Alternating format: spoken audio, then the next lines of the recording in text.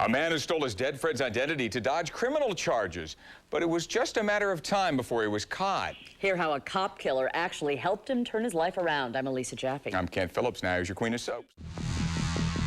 To escape criminal charges, he vanished into obscurity, posing as his dead childhood friend. But his past caught up with him. Still ahead, how a cop killer inspired his amazing turnaround.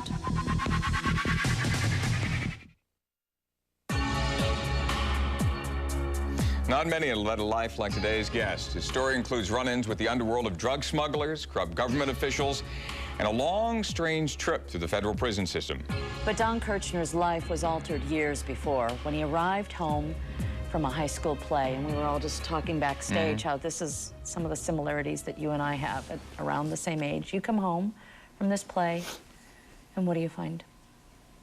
Well, the house was locked up. It was dark. Which was unusual for that time of the day. Usually somebody was home. My dad would be home from work. He was in the Army, and it was just all dark, and I couldn't get in. I didn't have a key, and my mom had pulled up in the driveway, and she didn't have a key either. And so I had to go into the basement window and found my dog lying in a heap on the stairway. I thought he was just sick or something, and so I found my way up to turn a light switch on, and he was still alive, but he was definitely, there was something wrong with him. And so I made my way on up into the kitchen, and it was such a stench in the house. It was an odor I'll never forget. And so I let my mom in, and my first thought was get a hold of a vet and find out, get my dog to the vet. And as I was dialing the number, looking up the number to call the vet, I just felt something kind of eerie inside on the other side of the door to the garage. And so as I was trying to dial the number for the vet and so forth, I opened the garage door, and my father's car was in the garage. And of course got hit with just almost a cloud of fumes from the exhaust. And where was your father? He was in the car. He had run a hose from the exhaust, the tailpipe, into the window of the car. And you're how old? 16. What is that? So you and Elisa both, when you said that, you had a similar experience with your father. I'm saying that it still affects you to this day. What did it do to you? I even feel it now. I mean, that's a long time behind me, and I've worked through it a lot with different group therapy. And it's traumatized your whole family. You even lost your oldest sibling just recently to suicide. So it makes its mark. So how do you deal with that at that age? What do you do? Well, I just shut it out. I mean, I went through some kind of a mourning process as best you can as a 16-year-old kid. I was his only son, but we were never really that close because he was gone a lot in the military. So we never really had a very tight bond. But so I just shut it out, and I just adapted. But you were a pretty good kid at the time, right? Yeah, until you had a little run-in with the law? Yeah, I was pretty much the quintessential boy next door. We were military and Catholic and altar boy and all that. So as far as I was concerned, I was a pretty normal kid. You served your country. You served in Vietnam, right? Yeah. How long were you in Vietnam? I was there for a year and a half. What did you do? Flew helicopters. And you got back and decided to stay in that business, right? Yeah, it was the classic American dream. I started my own aircraft leasing business in Santa Fe, New Mexico, and I managed to put together some investment capital, got a few airplanes, and got some good contracts, and things really started to work really well. So they were going okay? Yeah, things were going good. But then the recession hits, and what happens to you? Well, it wasn't just a recession. It was one of the most it was at that time the most unprecedented rise in inflation to that period of time. Were interest rates like 20% back then? Just insane. The prime interest rate hit 21%. But you have a wife and kids at this time? Well, I wasn't married, but we were very good friends. We were close, and she had a son from a first marriage. So you're helping to raise children, and you're not making the money. No. And what kind of pressure do you feel? We had accumulated over $100,000 in bills and debts and so forth. The investors I had, they panicked. They thought it was the next big depression, so they split and took the planes, and so. Okay, up until this point, we've got the guy next door, serves his country. Everything's pretty good. Yeah. But then something changes. You have to decide that you need the money and you've got to do something else that isn't so boy next door. Right. Somebody dangle a carrot?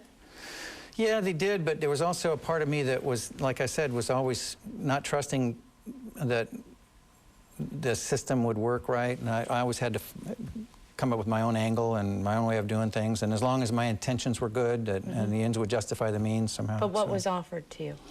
Well, it had always been a standing offer among some of the friends that I met around town who I thought were pretty good guys. They had health food stores and sprout farms and so forth, but they had made their money in their early days in college running small amounts of marijuana across the border in dune buggies, when you could do it that way. And they made quite a bit of money and bought some land and started their stores and so forth. Well, the inflation was hitting them too in their regular legal businesses, and so they decided they were going to get back in the business. And they said, you know, anytime you want to fly for us, you know, you don't have to do it.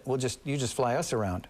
So you're basically going to fly them. You're not touching any of the bad stuff, and you're just going back and forth. Yeah, Funny how you can justify things like that, isn't it? Plus, the other part was back in the late 70s, marijuana was being decriminalized. So, I mean, it was like we could say, well, it's just an herb, it was just marijuana, and so we still knew it was wrong, but we could justify it.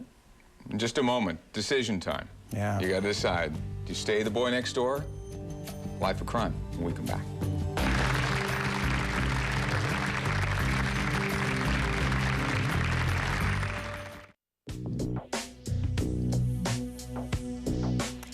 Drug smuggling, getting marijuana in planes and getting it over the border, and this is something that was dangled to our guest today, Don Kirchner, and Don was wondering, what do I do? I've been a good kid all these years. I served my country.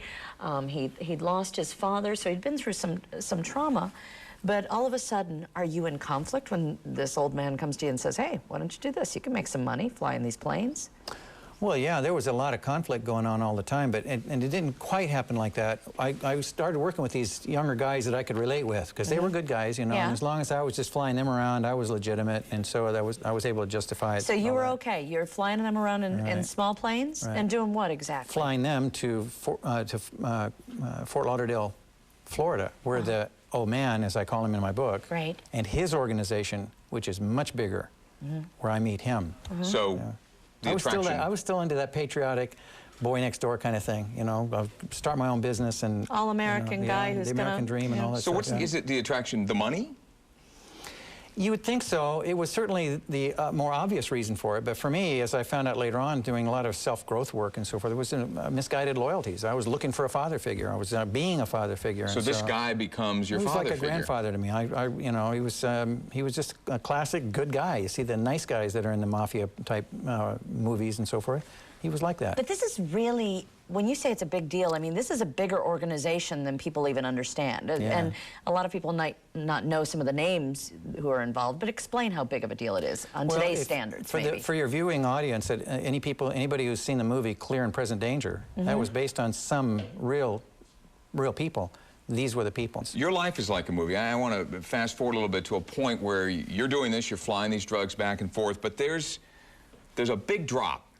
And a plane gets stuck. Run us through this. I mean, this isn't just as easy as it seems. This is a major problem here. It gets stuck and there are drugs on it? Well, there was a shipment that was supposed to come out of Colombia of some 20,000 pounds of marijuana that the old man and his organization had taken care of, and it took them about 6 weeks to put it together. And they used a... How big is that? That's a DC-6 is a 4-engine, it's the airliners. So that's all filled, the whole thing is filled? With marijuana. Wow, okay, so that's a lot. 100-pound bales of marijuana. Okay, I was just trying to get a scale. Yeah, somebody in the audience went, that's a lot. That's big, that's okay, so it's not like you're hiding a little baggie under the seat or something. Okay, I got it. Either. You know, your sister's sitting here in the audience. Judith, does this seem like your brother doing stuff like this? Do you have any idea what he's up to at this time? Not at that time, no. What did you think? What kind of life did you think he was leading at that time? Well, I was quite a bit younger than he was, and... So it's a big brother, got to be looking up to him? Like, he was my hero, so that sort of clouded... He's laughing at that. ...clouded my perception of things, and, you know, all of this was hidden. Here's your big brother who you say you thought was a hero, and when he says, I'm going to go on the run, what do you think? I was really scared, mostly because I knew how it would impact my mother and the rest of my family. And how was that? Well, that was the last time she disowned him. Oh. It was really, really hard for her. How long was he gone? Really hard. How long did he just disappear before they caught up with him? 5 years. Did he ever sneak and get in touch with you? No. No, we didn't know if he was dead or alive. Isn't that the best book? It's a powerful book, very powerful book. And he It's a man talked who about, survived the Holocaust. yeah, he said the only real freedom we have is our choice of attitude. That if you can find something to be grateful for in anything, you'll set yourself free. And that's true, because then I started thinking, well, I don't have a life sentence, you know, and I'm not on death row, you know, I still have my use of my hands. I mean, I could always find some things to be grateful for, and it changed my attitude. And you started helping others, didn't you, in prison? You started a program to help others. I call it the Society for Return to Honor, which is about helping inmates once they've gone through that incarceration, because none of them have tools for how to deal with life on the outside. They just go right back in again, and everybody knows the statistics and so forth.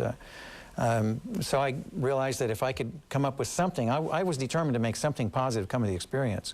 And so I started teaching, just like in the movie The Shawshank Redemption. So now you do Return to Honor. You're helping other inmates. Do you feel like you've returned to honor yourself? It's a long, slow process, but it actually began in the journey itself when I got a sense of my own self-respect. That was, to me, that was the best, purest sense of honor, when you can stand in your own truth about who you are and know that that's the real.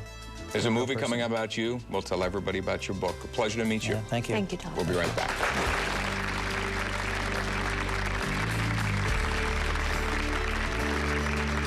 A matter of